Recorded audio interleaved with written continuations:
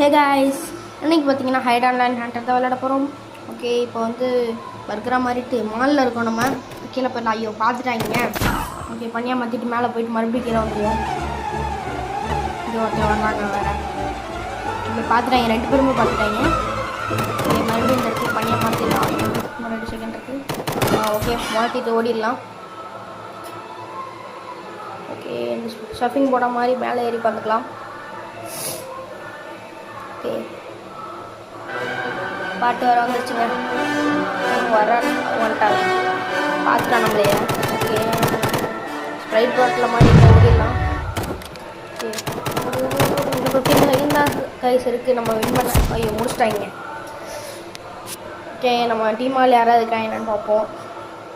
இங்கே பாருங்கள், ஃபுட்பாலை மாதிரி எங்கே உட்காந்துருக்கான்னு. இன்னும் 2 செகண்ட்ஸ் தான்.